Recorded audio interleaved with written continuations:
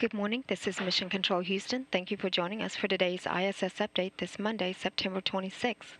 We are coming to you now live inside the International Space Station Flight Control Room of the Christopher C. Kraft Mission Control Center, where the team here is monitoring the systems aboard the station and supporting the day's activities of the Expedition 29 crew members. Flight Director Scott Stover is leading the team here in the Station Flight Control Room,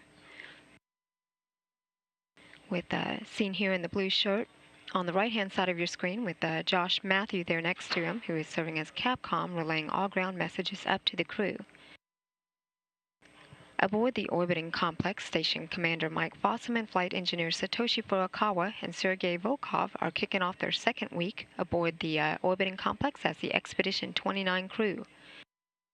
Commander Fossum, Volkov, and Furukawa launched to the orbiting complex aboard their Soyuz spacecraft as the Expedition 28 crew this summer on June 7 and docked to the Rossviet module of the space station 2 days after their launch on June 9th. Today they will complete their 110th consecutive day in space with about 2 months left before they return to Earth on November 22nd.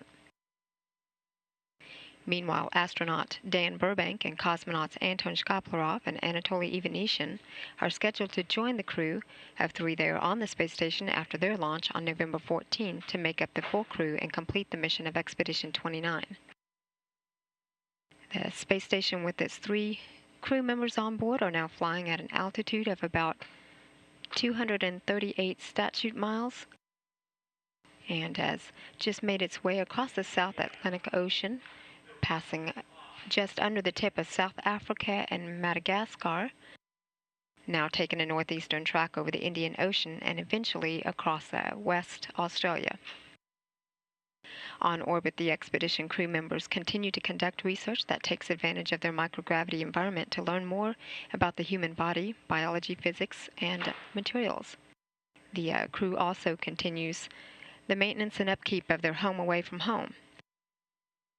After the crews wake up at 1 a.m. Central Time today, the expedition crew participated in the first of 2 daily planning conferences with ground controllers at mission control centers around the world to review the day's activities and plan for the next set of tasks. The crew will participate in another daily planning conference just before entering its pre-sleep period a couple hours after today's ISS Update hour. The crew is then scheduled to go to bed at 4:30 p.m. Central Time.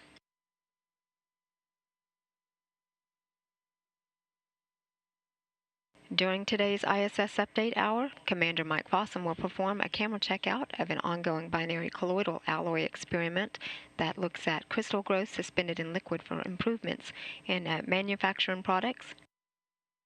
He also will continue this morning's stowage relocation from the Human Research Facility.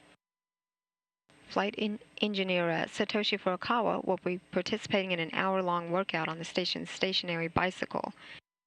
Meanwhile, flight engineer Sergei Volkov will take oceanic photos and video as the station makes a pass across the southeastern Pacific as part of an ocean observation study. He also will then replace a gas analyzer carbon dioxide filter unit and perform routine daily servicing of the onboard Russian life support systems. After this morning's regular station inspection, breakfast, and the daily planning conference, Commander Fossum had begun some prep work to relocate stowage in the Human Research Facility. He also participated in a human body research experiment that involved taking a reading of his VO2 max that measures aerobic capacity. Volkov had cleaned the screen of an air heater fan in the crew's docked Soyuz vehicle, performed some preventative maintenance to the service module ventilation system, and also swapped out a dust filter cartridge. While Volkov tended to the Russian plants experiment that observes the growth of wheat in space, Furukawa maintained a Japanese experiment known as Marangoni that studies flow patterns of how fluids move and how heat is transferred in microgravity. He also set up the Legos Bricks educational study that involved a series of toy Lego kits that are assembled on orbit and used to demonstrate scientific concepts to students. Furukawa also began a scrub of the onboard U.S. spacesuit's cooling loops. Later today, Commander Fossum will close out the VO2 max operations he had performed earlier this morning. He will also complete his daily 2-hour workout with the strength training using the Advanced Resistive Exercise device. Fossum will swap out a battery of the binary colloidal alloy experiment before the evening work prep, dinner, and sleep.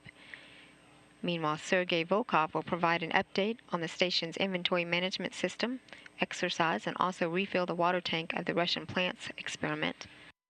And Satoshi Furukawa will terminate the extravehicular mobile unit cooling loop scrub that he had activated today as maintenance on the onboard U.S. spacesuits.